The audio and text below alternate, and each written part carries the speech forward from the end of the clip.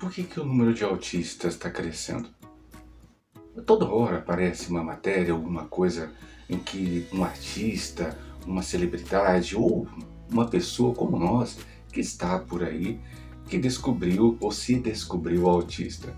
A gente vai propor umas colocações, umas ideias para que de repente você possa pensar sobre essas possibilidades bem além daquelas fantasiosas que a gente anda escutando por aí.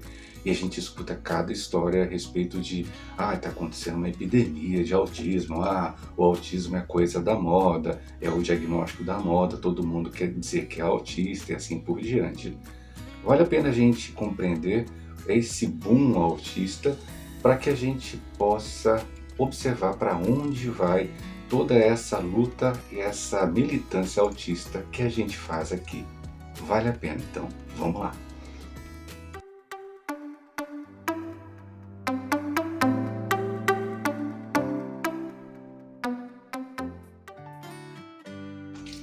Esse é o canal Mundo Autista, esse é o Alexandre Soledade, muito obrigado por você estar aí. Você pode desde já, segue a gente, compartilha, segue, comenta. Tudo isso é gratuito, né, gente? O material que a gente produz aqui é direcionado para pais, professores e todo aquele que tem muito interesse em entender ou compreender situações ligadas ao autismo ou ao seu próprio autismo. Então, nossa fala é uma fala andragógica, tem foco em falar para pessoas adultas e não pedagógica absolutamente para crianças ou infantis. Então, você quando está aqui, eu sei que você é bem maduro para escutar algumas conversas. Vale a pena. Então, quando a gente fala sobre esse boom autista, nossa, boom, explodiu, né, gente? Explodiu a quantidade de pessoas autistas. E recentemente saiu até uma nova artista que de repente disse que é Asperger e outros tantos por aí que se declararam Asperger. Mas o Asperger não tinha sumido, mas não sumiu. Primeira coisa, a gente precisa explicar para vocês um trem chamado DSM-5, que é o Manual de Transtornos Mentais. É uma das bases para que todo profissional da área de saúde tenha, principalmente os médicos, para ajudar no laudo. Então, quando você pega o DSM, e tem outras formas de fazer também, mas a grande maioria utiliza o DSM. Em 2013 ele recebeu uma atualização fortíssima, que nessa de 2013 passou a se chamar o transtorno do espectro autista. Haviam outros nomes associados. A partir de 2013 a gente mudou. Esse é o DSM-5. Então, se você está falando do DSM-4, você está desatualizado desde 2013. Então, vamos lá. Mas como assim? Mas só passou a valer 2023. Olha só como é que a gente é desatualizado. O trem está lá desde 2013, 14 e passou a valer como fonte de diagnóstico em 2023. Então, ele é bom, ele é ruim? A gente vai questionar isso mais para frente. Inclusive, é o foco da minha pesquisa, é questionar muitas vezes como o DSM-5 tem sido utilizado. Então, vamos por partes. Primeira parte. Quando o DSM-5 veio em 2013, ele de repente observou um determinado comportamento que era visto pelo DSM-4, 3 assim por diante, que era dentro de um espaço que a gente, vamos dizer assim, né, gente, está aqui, está focado aqui. E existem outros espaços que estão fora desse espaço, que estavam na penumbra do diagnóstico. Ou seja, haviam diversas situações que estavam ocupando esse espaço que de repente não se caracterizavam totalmente aqui. Vamos tentar deixar claro, o Asperger estava aqui fora. Essa é uma das grandes situações que aconteceram com o DSM-5, porque várias situações, várias condições que eram muito parecidas com o autismo, que estavam aqui e não estavam totalmente caracterizados. Por isso que muitos médicos até hoje falam, teu filho é um autista leve, ele é Asperger, ele é quase autista. Sim, é porque era a visão do DSM-4, 3 assim por diante, porque essas condições estavam aqui fora. Com a chegada do DSM-5, essas condições que eram bem parecidas com o autismo foram entendidas dentro do campo ou da penumbra ou da amplitude desse que estava aqui, que era propriamente o comportamento autístico. Então, o DSM-5 fez e jogou todo mundo aqui dentro, e aí nós tivemos o quê? Um boom de casos. Em 2014, se eu não me engano, a prevalência de casos de pessoas autistas, quando eu falo 2014, antes do DSM-5, a gente tinha casos de 1 para 88, 1 para 74. Várias pesquisas não eram muito fidedignas porque falavam da sua realidade local. Mas aí quando veio o DSM-5, a gente percebeu que essa prevalência caiu para 55, 44 e hoje 33, 1 para 33, porque todo mundo que estava aqui em volta passou a ser considerado dentro do que eles chamaram de transtorno do espectro autista. Então, não necessariamente o número de autistas cresceu, mas quem passou a ser classificado como autista, sim, isso teve realmente um boom. Então, quando alguém hoje fala, eu sou Asperger, antes de 2014, seria classificado como alguém que está na penumbra, que está na região externa do autismo. Mas a partir do entendimento do DSM-5, todos esses que estavam por aqui, são várias condições, passaram a ser entendidas como autistas.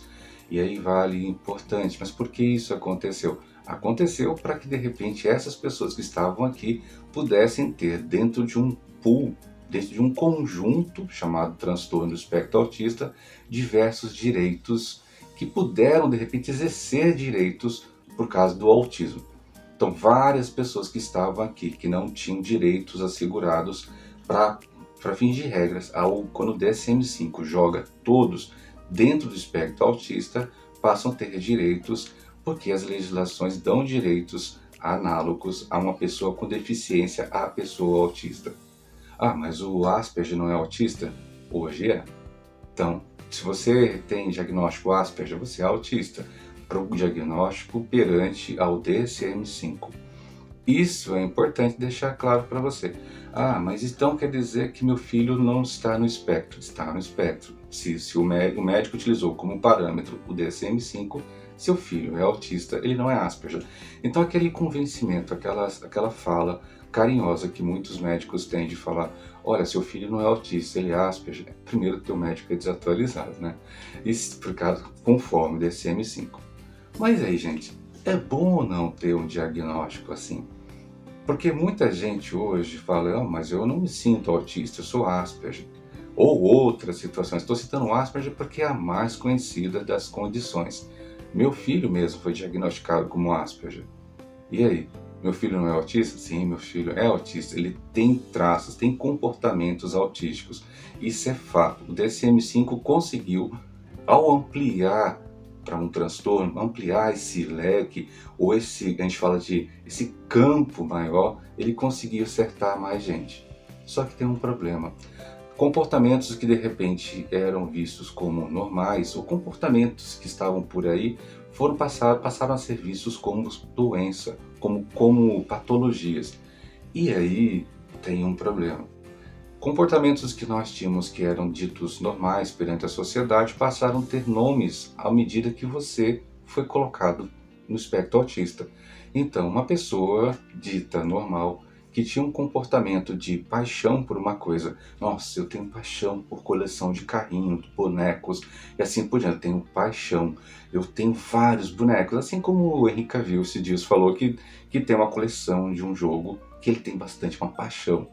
Mas aí, aqui, no espectro autista, essa paixão tem o nome de hiperfoco. Então, quer dizer, lá fora do espectro, a paixão que você tem, exagerada às vezes, que vira até uma compulsão, tinha nome de paixão, mas aqui dentro do espectro, porque quer dizer que é uma coisa que não é normal, tem nome de hiperfoco. Então, várias situações dentro do autismo passaram a ter nomes diferentes da mesma situação que acontece fora do espectro. Para quê? Para, de repente, ajudar a convencer você que seu filho precisa de intervenção, porque isso não é normal. Pois é, gente, mas é normal ali fora. Mas por que aqui dentro do espectro não é normal? Então vale a pena a gente discutir esse assunto sobre a questão da normalidade do espectro autista, do comportamento autístico visto lá de fora como anormal. Muitas coisas mesmo, gente, aqui fora Por exemplo, nas devidas proporções, não é sempre. O meltdown, que todo mundo fala bastante, nossa, esgotei meu esgotamento mental dentro do autismo. Tem uma conotação que é uma coisa que é do autista, que o autista entrou no mundo dele, se isolou assim por diante, mas lá fora do espectro tem nome de estafa. Então, quer dizer, o DSM-5 tornou vários comportamentos autísticos em patológicos.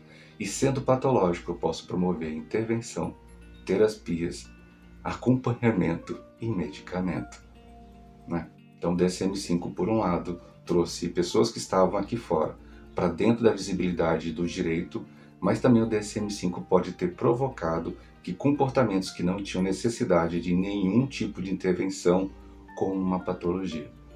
É preciso pensar isso, porque de repente a gente está olhando para os nossos filhos como os comportamentos deles como comportamentos anormais. A exemplo, sentar em W, esse talvez seja o mais conhecido.